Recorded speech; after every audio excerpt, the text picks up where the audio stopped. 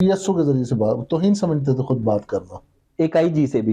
बिल्कुल आईजी से chief commissioner से बराह रास्त बात नहीं करते थे। अच्छा। मैंने चेन ऑफ कमांड क्यों तोड़ी, और खुद चेन ऑफ कमांड तोड़ रहे हैं, मेरे जूनियर डीएजी एसएसपी वगैरह को खुद बुला रहे हैं। आवाम की नजरों में पुलिस का किरदार आज भी विलन वाला किरदार है। पुलिस के आला अफसरान होते हैं, आप एसएसपी की बात कर लें, डीआईजी की बात कर लें, आईजी की बात कर लें, अफसरशाही है, इनको कोई टेंशन नहीं होती, कोई मुश्किलात नहीं होती। अच्छा, वो भी मुअत्तल हो गए। तो अच्छा, मतलब मेरे मुश्किलात है, हाथ काम करें तब भी, रोकें तब भी, ना रोकें तब भी।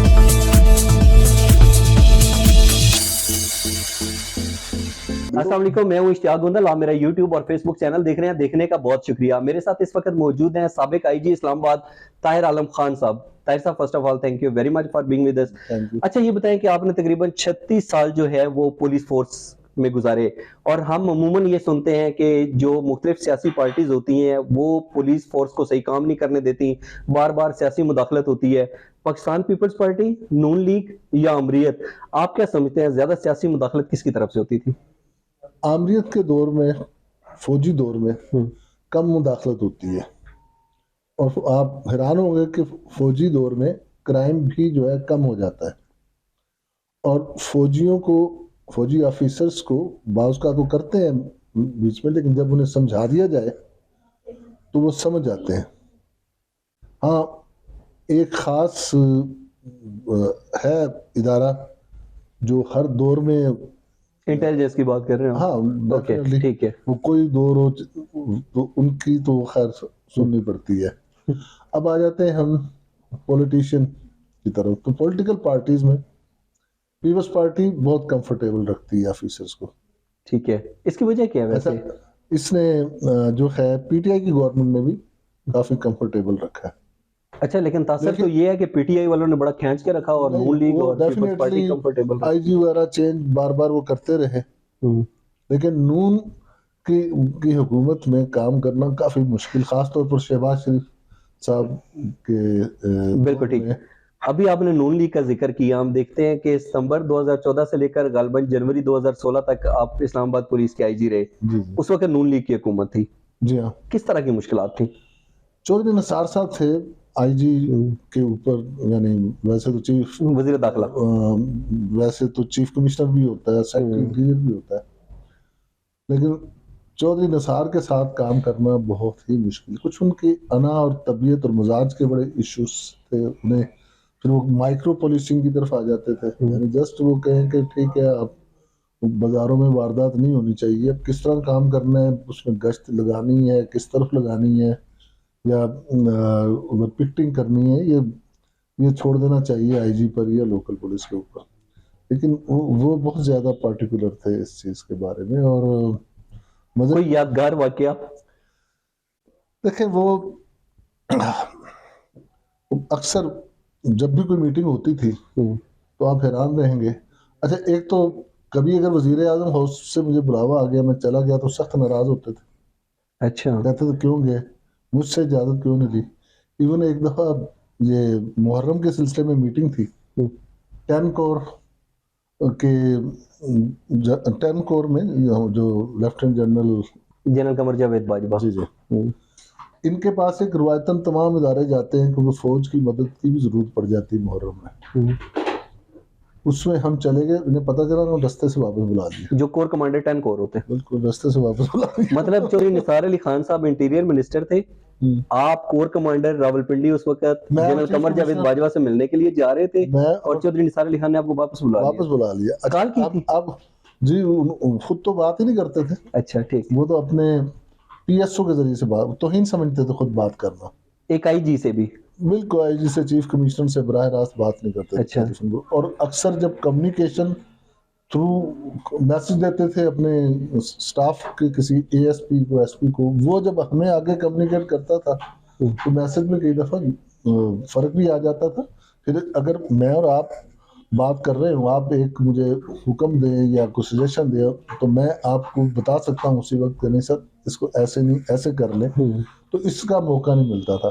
तो मैं बात ये कर रहा था कि वजीर आजम हाउस से बुलावा आता था कभी, तो सख्त बुरा मनाते थे और कहते थे मुझसे इजाजत लिए बगैर तुम क्यों चले गए। और इसके बरक्स मेरे ही जूनियर अफसरों को वो बुलाकर खूब उनसे बराह रास्त बातचीत कर लेते थे। आपके साथ कोई जाती अनात था? उन्हें शायद मेरी पोस्टिंग पसंद नहीं थी, क्योंकि मैं उस वक्त डीआईजी था सिक्योरिटी डिवीज़न इधर इस्लामाबाद में। तो जैसे ही आए पहली मीटिंग में उन्होंने मुझे फारग कर दिया था, ट्रांसफ़र कर दिया था। और फिर हालात की सितम ज़रीफ़ी देखिए कि मुझे बुलाया गया और उस वक्त रिक्वेस्टें हो रही थी कि संभालें जनाब एज ए आईजी। लेकिन थोड़ा ही अरसा मैंने देखा कि उनके साथ चलना जो है, या तो बिल्कुल ही सर झुका के चलो। सर तो खैर डिसिप्लिन फोर्स है, हमें झुकाना ही है, लेकिन कोई भी बात या कोई आइडिया जो है उन्हें अपने आइडिया से बेहतर नज़र नहीं आता। मैं कह रहा हूँ कि खुद तो मुझ पर एतराज़ है कि मैं कोर कमांडर के पास क्यों चला गया।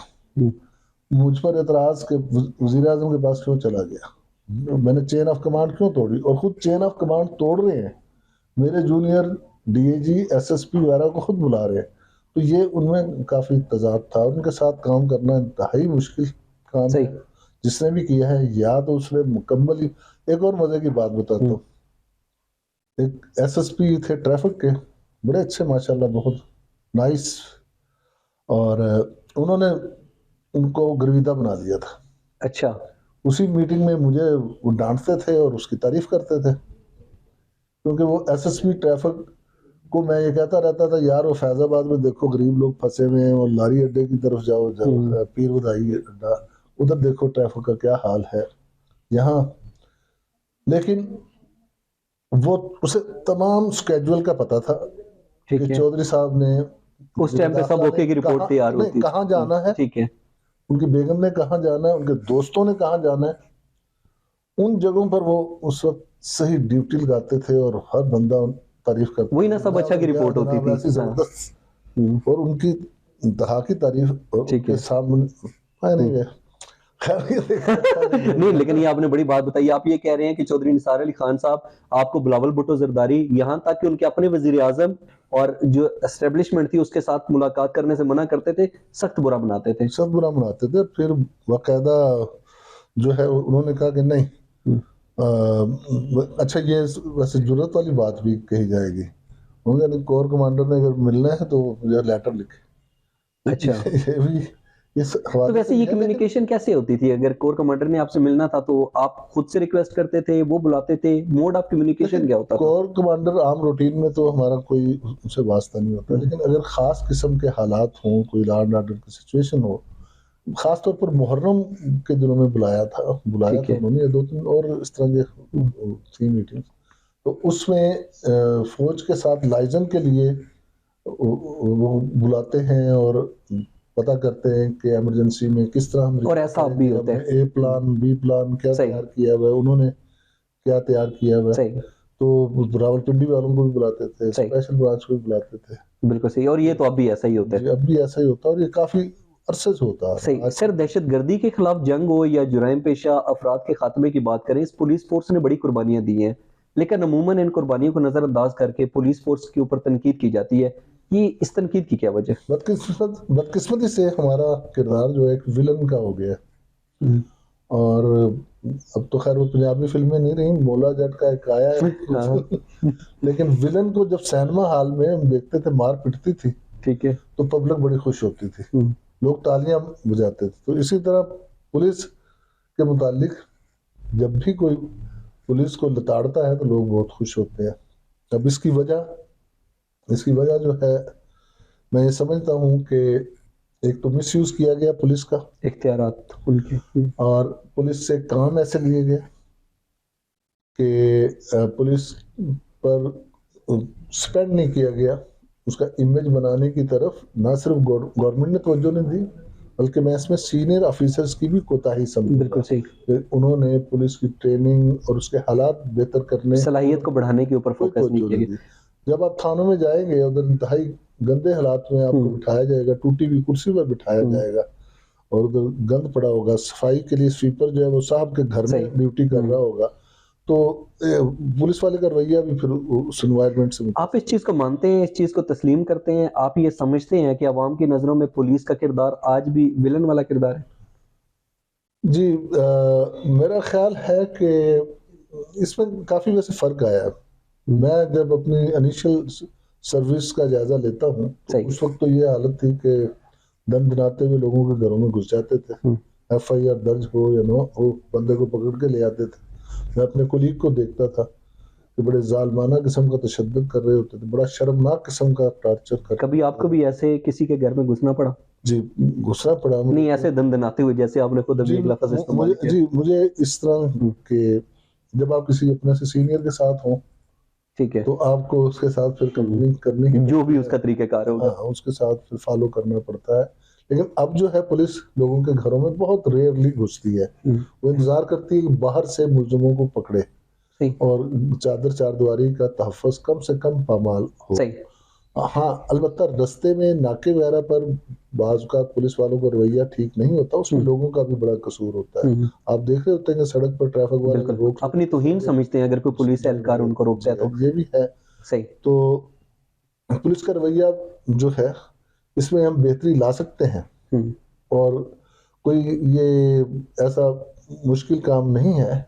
इसमें हमें उनकी ट्रेनिंग बिल्कुल सही। को हुँ, बेहतर करना है, हुँ, उनको वसाइल देने हैं, उन्हें लोगों ये ना हो कि वो लिफ्ट लेके जाते फिर रहे। अब रेंजर्स में, पुलिस में देखें आप, हुँ, रेंजर और पुलिस इस्लामाबाद में मिलके ड्यूटी कर रहे हैं जी, और एक गाड़ी उनकी, एक रेंजर की है।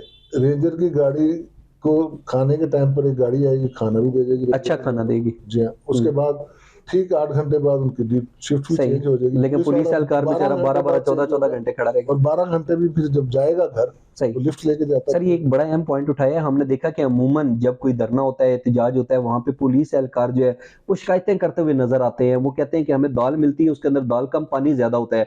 लेकिन जब उसका बजट देखा जाता है, तो वो करोड़ों में पहुँचा होता है। तो ये जो एक करप्शन होती है, इससे फ़ायदा सिर्फ़ पुलिस के आला अफ़सरान उठाते हैं या सियासी लोग? नहीं, इसमें नहीं, मेरा ख़्याल है ये ऑफ़िसर्स पर डिपेंड करता है कि वो कितनी निगरानी करते हैं और कितना अच्छा खाना देते हैं। 2014 के धरने में बेहतरीन खाना दिया गया था और उस वक़्त बजट का कोई इश्यू ऐसा नहीं था। बेहतरीन जो कैटरर थे, उनके ज़रिए से हमने खाना सप्लाई का सिस्टम किया था। इसका ज़िम्मेदार कौन होता है अगर हाँ, इस तरीके से करप्शन होती अच्छा, है, खाना गैर मेयारी, बिल बहुत? तो इसमें मेरा ख़्याल है कि इसको ऑफ़िसर्स ज़िम्मेदार है, लेकिन अ, उसमें ये भी है कि बजट बाज़ का नहीं भी मिलता हुँ, सही।